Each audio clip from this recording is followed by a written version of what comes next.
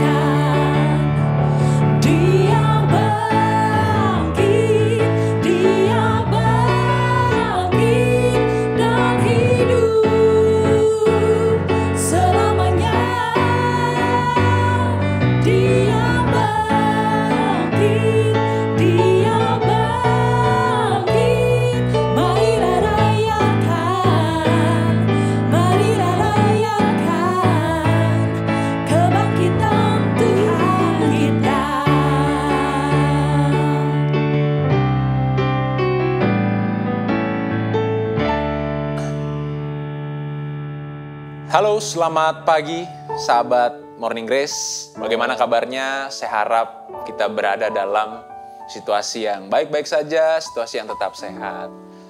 Kapen, gimana kabarnya? Sehat-sehat? Oh, puji Tuhan. Kamar? Luar biasa. Mas Juan? Wih, aman ya? Puji Tuhan. Oke, jadi dalam kesempatan kali ini kita akan membicarakan atau merenungkan sedikit tentang firman Tuhan yang bagi saya secara pribadi ini sangat menarik. Kalau boleh tahu, Kak Amar udah pelayanan berapa lama, Kak? 6 bulan. Wih, luar biasa. Sudah mau memulai itu sudah luar biasa sekali. Kak Pen gimana? 6 bulan juga, barengan ya. Satu kos ya. Kalau Kak Juan? Kayaknya dari lahir udah pelayanan ya. Karena kita akan bicarakan seputar dengan pelayanan. Tentang bagaimana pada akhirnya kita harus melayani Tuhan. Bagaimana pada akhirnya pelayanan dan kesaksian itu menjadi tanggung jawab yang harusnya hidup dalam kehidupan kita. Namun sebelum kita coba renungkan lebih jauh, mari kita bersatu doa. Dalam doa terlebih dahulu kita berdoa.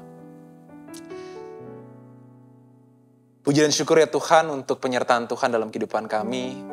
Kami berterima kasih karena penyertaan Tuhan yang begitu nyata, begitu hangat dalam kehidupan kami ya Tuhan. Terima kasih untuk setiap hal-hal baik yang boleh hadir dalam kehidupan kami. Terima kasih juga untuk setiap hal buruk yang boleh mau hadir dalam kehidupan kami, untuk membantu kami mengajar bersyukur dalam kehidupan kami ya Tuhan. Dalam kesempatan kali ini ya Tuhan, sebelum kami merenungkan lebih dalam firman-Mu, bantulah kami untuk dapat memahami firman-Mu lebih dalam. Bukalah hati dan pikiran kami, berikanlah kami hikmat serta kebijaksanaan yang datang daripada-Mu saja. Untuk kami dapat memahami firman-Mu dengan baik ya Tuhan. Terima kasih Tuhan, berfirmanlah ya Tuhan, kami siap untuk mendengar. Amin. Pembacaan perenungan kita dalam kesempatan kali ini terambil dalam kitab atau dalam surat-surat Rasul Paulus yang kedua kepada Timotius. Jadi 2 Timotius pasal 1 ayatnya yang ke-8. Saya ulangi, 2 Timotius pasal 1 ayatnya yang ke-8. Satu ayat saja, namun ayat ini saya kira dapat mewakili seluruh pembicaraan kita dalam kesempatan kali ini. Saya akan bacakan bagi kita semua. Jadi janganlah malu bersaksi tentang Tuhan kita, dan janganlah malu karena aku, seorang hukuman karena dia, melainkan ikutlah menderita bagi Injilnya oleh kekuatan Allah. Demikianlah firman Tuhan.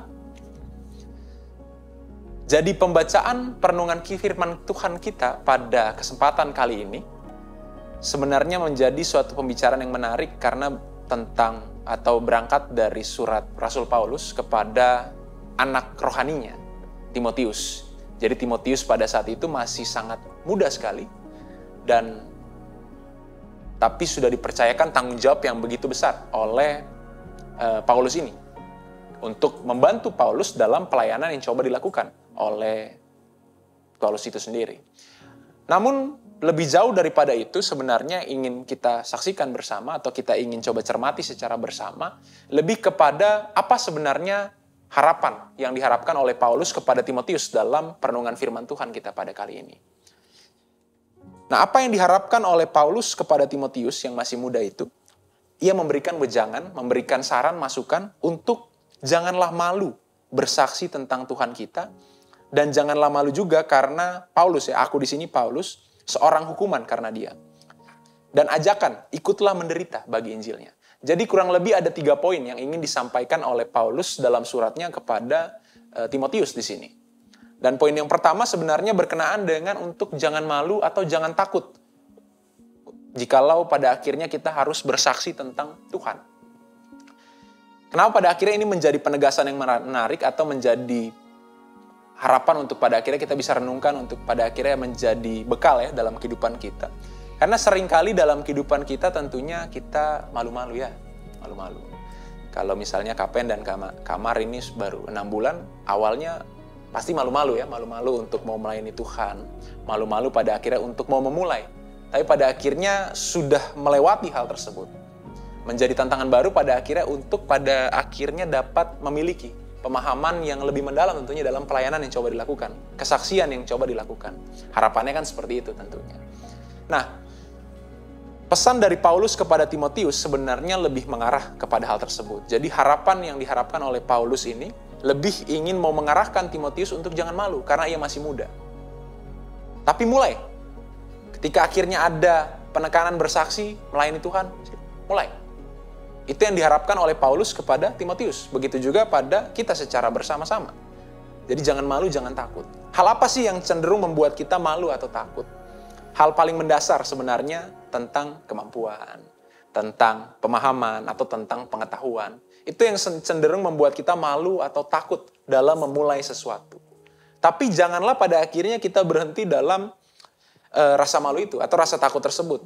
Tapi bagaimana pada akhirnya kita harus coba menyelesaikan rintangan tersebut, tantangan tersebut. Misalnya pada akhirnya, saya kurang mengetahui atau kurang mengenal Tuhan, yang membuat pada akhirnya saya merasa malu untuk melayani Tuhan.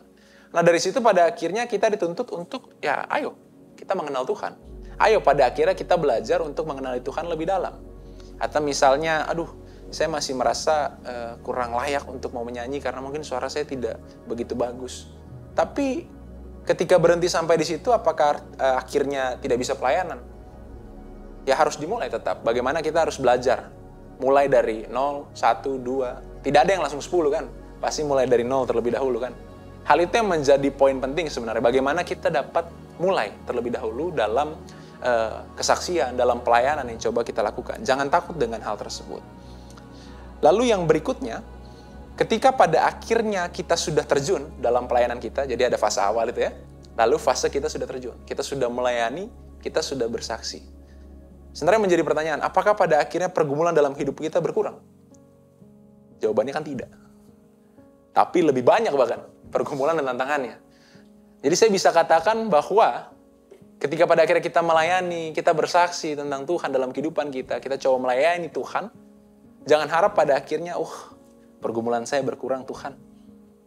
Syukur kalau berkurang. Tapi kecenderungan yang sering terjadi ialah pelayanan, kesaksian yang kita lakukan itu berbanding lurus arahnya dengan pergumulan yang pada akhirnya kita hadapi dalam kehidupan kita. Justru itu yang menjadi salibnya itu. Itu yang menjadi salib yang harus kita pikul dalam kehidupan kita dalam tantangan-tantangan dan pergumulan tersebut. Apakah pada akhirnya di tengah pergumulan, tantangan tersebut, di tengah penderitaan kalau bahasanya Paulus dalam suratnya, itu kita tetap mau melayani dan bersaksi. Itu yang menjadi penegasan menarik di sini. Jadi jangan sampai pergumulan dan tantangan tersebut justru malah menghantarkan kita menjadi pribadi-pribadi yang lebih, saya lebih pilih individualis. Dalam artian, sudahlah, saya lagi ada masalah, saya tidak mau melayani Tuhan. Saya tidak mau bersaksi tentang Tuhan. Atau saya menghindar dari kelompok-kelompok yang seharusnya bisa memberikan dukungan, support doa kepada saya. Hal itu yang menjadi penegasan menarik dalam pembacaan kali ini. Jadi tentang bagaimana kita harusnya memulai, dan ketika menjalani, bagaimana kita harus bertahan dalam itu. Dan poin paling penting, yaitu tentang bagaimana kita harus tetap mengandalkan kekuatan Tuhan dalam pelayanan yang kita lakukan, untuk pada akhirnya kita tetap bisa melewati setiap pergumulan dan tantangan tersebut dalam pelayanan dan kesaksian yang kita lakukan di tengah kehidupan kita. Amin. Sebelum kita masuk ke dalam aktivitas kita selanjutnya dalam perjalanan kehidupan kita pribadi lepas pribadi, mari kita bersatu dalam doa terlebih dahulu. Kita minta bimbingan Roh Kudus agar pada akhirnya melalui perenungan firman Tuhan kita kali ini dapat meyakinkan kita bahwa pada akhirnya penyertaan Tuhan sungguh nyata dalam kehidupan kita. Mari kita berdoa. Kembali kami datang hadirat-Mu ya Tuhan, dan berterima kasih untuk setiap hal yang boleh mau terjadi ya Tuhan. Kami bersyukur karena semuanya boleh mau terjadi seturut dengan apa yang Kau kehendaki dalam kehidupan kami. Kami sudah sedikit merenungkan dan membaca firman-Mu ya Tuhan. Melalui perenungan firman kali ini ya Tuhan, ajarlah kami, anak-anak-Mu ini, pengikut-Mu ini, untuk pada akhirnya tidak takut untuk bersaksi tentang Tuhan. Untuk pada akhirnya tidak takut untuk memulai kesaksian hingga pelayanan kami. Ajarlah kami ya Tuhan untuk dapat memahami bahwa pelayanan serta kesaksian dalam kehidupan kami yang coba kami lakukan, itu merupakan tanggung jawab yang tidak terlepas dalam kehidupan kami. Itu merupakan bagian dari kehidupan kami. Oleh karena kasih karunia Tuhan, boleh mau terjadi dalam kehidupan kami. Biarlah Tuhan mau menyertai, membantu kami, layakkan kami ya Tuhan, untuk pada akhirnya dapat terus bersaksi dan melayani-Mu dengan sungguh, dan hanya untuk memuliakan nama Tuhan dalam setiap segi kehidupan kami ya Tuhan. Dan dalam kesempatan kali ini Tuhan, sebelum kami masuk ke dalam aktivitas kami pribadi lepas pribadi, Tuhan boleh mau sertai kami. Kami mohon hikmat dan kebijaksanaan dari Tuhan untuk pada akhirnya memampukan kami dapat menjalani hari-hari kami dengan baik seturut dengan apa yang Kau kehendaki dalam kehidupan kami. Ampunilah kami ya Tuhan jikalau masih banyak kesalahan, masih banyak kekurangan yang kami lakukan dalam kehidupan kami. Biarlah setiap kesalahan, setiap kekurangan kami membentuk kami kembali menjadi lebih baik lagi, untuk pada akhirnya kami bisa menjadi serupa dengan diri-Mu, menjadi serupa, segambar dengan diri-Mu ya Tuhan. Terima kasih Tuhan, dalam nama Tuhan Yesus Kristus, kami telah berdoa dan ucap syukur. Amin.